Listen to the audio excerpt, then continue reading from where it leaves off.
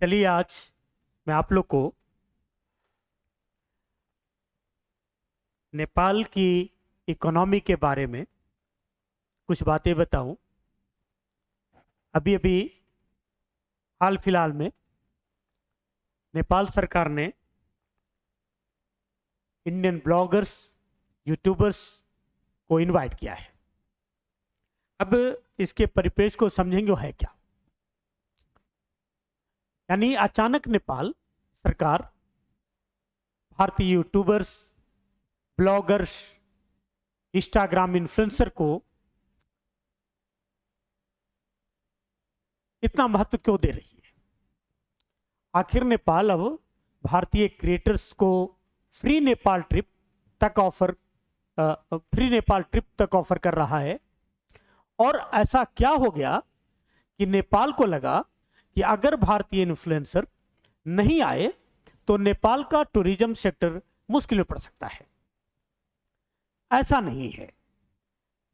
फिर भी आज हम आप लोग को इस बात को एक्सप्लेन करने का कोशिश करूंगा कि नेपाल के लिए टूरिज्म इतना इंपॉर्टेंट क्यों है।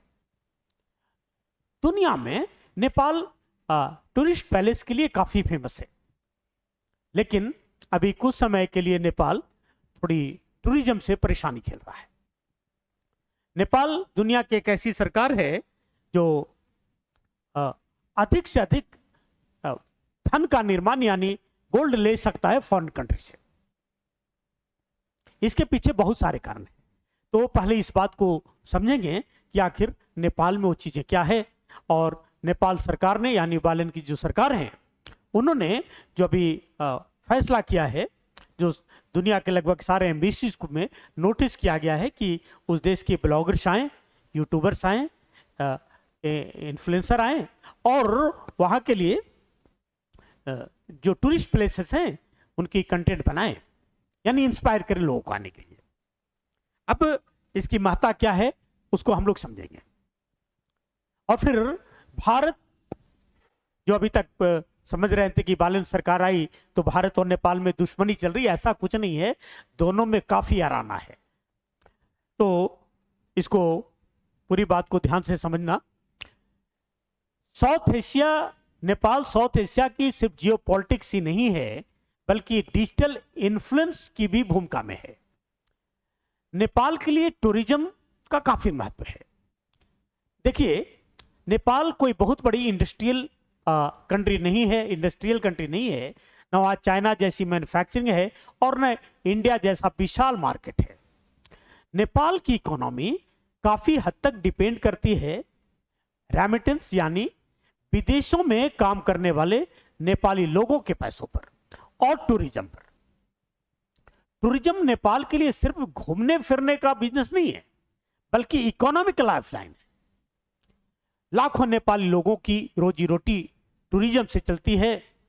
Hotel, travel agency, taxi, trekking guide, mountaineering, handicraft, restaurant, local market, ये सब के सब टूरिज्म पर डिपेंड है। अगर टूरिस्ट कम आए तो सीधे नेपाल की इकोनॉमी पर असर पड़ता है। इसलिए नेपाल टूरिज्म के मामले में काफी फेमस है।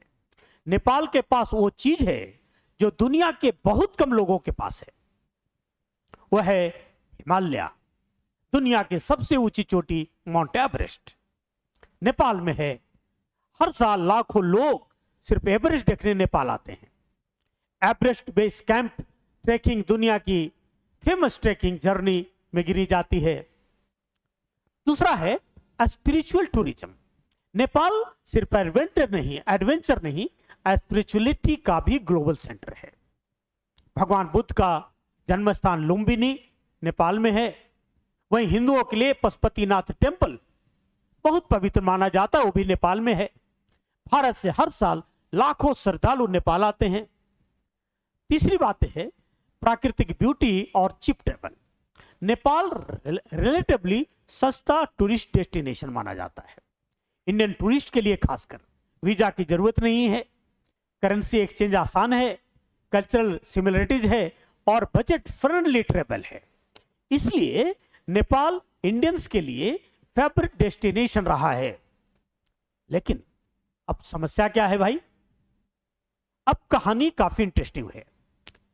कोविड के बाद नेपाल का टूरिज्म सेक्टर बहुत प्रभावित हुआ है।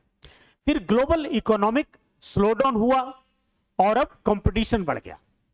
थाईलैंड, दुबई, वियतनाम, बाली जैसे डेस्टिनेशन एग्रेसिवली टूरिज्म को प्रमोट कर रहे हैं। नेपाल इससे पीछे नहीं रहना चाहता, क्योंकि नेपाल के पास अपार टूरिस्ट डेस्टिनेशन है। ऐसे में नेपाल को महसूस हुआ कि ट्रेडिशनल एडवर्टाइजिंग पर उतना इफेक्टिव नहीं है जितना अब दुनिया इंस्टाग्राम, रील्स, यूट्यूब ब्लॉग से ट्रेवल डिसाइड करती है। यानी अब इन्फ्लुएंसर मार्केटिंग ही नया टूरिज्म विपन बन चुका है। इसलिए नेपाल अब इंडियन इन्फ्लुएंसर को बुला रहा है, इंडियन ही नहीं और दूसरे देशों के इन्फ्लुएंसर को ही बुला रहा है। अब सबसे इंपॉर्टेंट हिस्सा है कि हाल ही में नेपाल दूतावास ने भारत में सोशल मीडिया इन्फ्लुएंसर्स, ब्लॉगर्स और पॉडकास्टर्स को नेपाल फैमिलियराइजेशन ट्रिप के लिए इनवाइट किया है। यानी सिलेक्टेड इंडियन क्रिएटर्स को नेपाल घूमने का मौका दिया जाएगा ताकि वो नेपाल के जो टूरिस्ट डेस्टिनेशन हैं उनके रील बनाएं, ब्लॉग्स बनाएं, कंटेंट अपलोड करें और इंडियन ऑडियंस को नेपाल विजिट करने के लिए इंस्पायर करें। नेपाल गवर्नमेंट को भी यानी बालन सरकार को भी इस बात की पहली बात ही समझ है कि जो ऑनलाइन दो दुनिया है उसमें ट्रेडिशनल एडवर्टीजमेंट ज़्यादा पावरफुल नहीं रह गया है। अगर आज कोई बड़ा यूट्यूबर, कंटेंट डेवलपर पोखरा की लेक दिखा दे, एवरेस्ट ट्रैकिंग ब्लॉग बना दे, काठमांडू फूड का टूर का वायरल करा दे, तो लाखों इंडियन इवन दुनिया के और भी देश इंस्टेंटली अट्रैक्ट हो सकते हैं। नेपाल खासकर इंडियन इन्फ्लुएंसर पर फोकस कर रहा है क्योंकि यहाँ की जनसंख्या ज़्यादा है, चिप कनेक्टिविटी है। इसका जवाब एक रणनीतिक है, यानी नेपाल अपनी जीडीपी पर ध्यान दे रहा है। भारत सरकार के भारत नेपाल के टूरिज्म के लिए सबसे अच्छा मार्केट है। आप वहाँ आसानी से ट्रेवल कर सकते हैं, कल्चरल कनेक्टिविटी फील कर सकते हैं, शॉर्ट वेकेशन के लिए नेपाल जा सकते हैं। और नेपाल को ही पता है कि अगर इंडियन टूरिस्ट कम हो जाएं तो उसका टूरिज्म सेक्टर प्रभावित हो सकता है। अभी भी कुछ लोग गए हुए हैं नेपाल में डेस्टिनेशन के लिए। कुछ तो रिपोर्ट में कहा गया है कि भारत में डोमेस्टिक टूरिज्म को बढ़ावा देने की अपील करी गई है नेपाल सरकार से, ताकि इंडियन इन्फ्लुएंसर आउटरीच करें और सीरियसली लेना शुरू करें।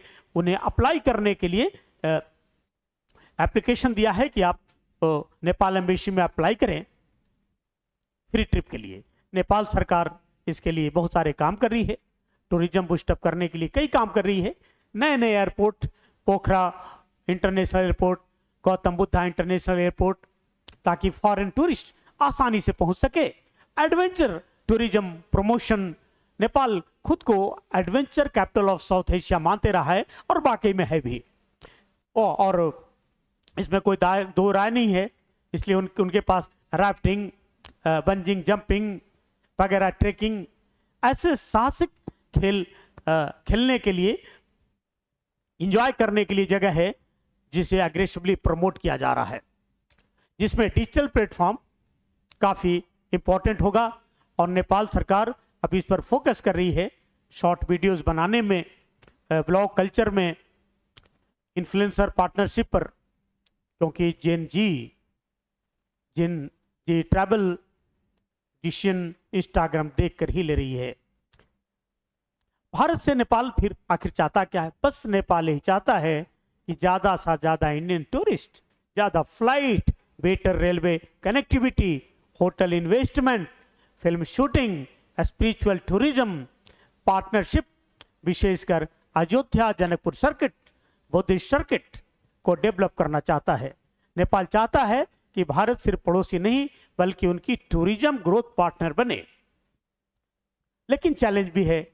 नेपाल के सामने प्रॉब्लम ये रही हैं कि पॉलिटिकल इनस्टेबिलिटी रही है, वीक इंफ्रास्ट्रक्चर रहा है, earthquake, landslide, air safety concern रहे हैं, और सबसे बड़ी challenge over tourism versus sustainable tourism की रही है। अगर टूरिज्म बहुत तेजी से बढ़ता है तो हिमालयन इन्वायरमेंट प्रभाव भी बढ़ेगा। फिर भी मैं ये कहना चाहूंगा कि नेपाल इस समय बेहतरीन काम कर रहा है, क्योंकि आने वाले समय में वहाँ की जीडीपी पर अगर टूरिस्ट वहाँ ज़्यादा पहुँचने लगे तो फॉरेन गोल्ड, फॉरेन करेंसी वो ले सकता है और अपना मॉडर्न डिजिटल इकोनॉमी को बढ़ा सकता है। इसलिए नेपाल की गवर्नमेंट यानी बालेन सरकार टूरिज्म को प्रमोट करने में लग गई है और इसका फायदा इंडियन को भी होगा। फ्री नेपाल क्रिएटर्स जाएंगे, मिलेंगे, जो जाना चाहेंगे जाएंगे। Thank you very much.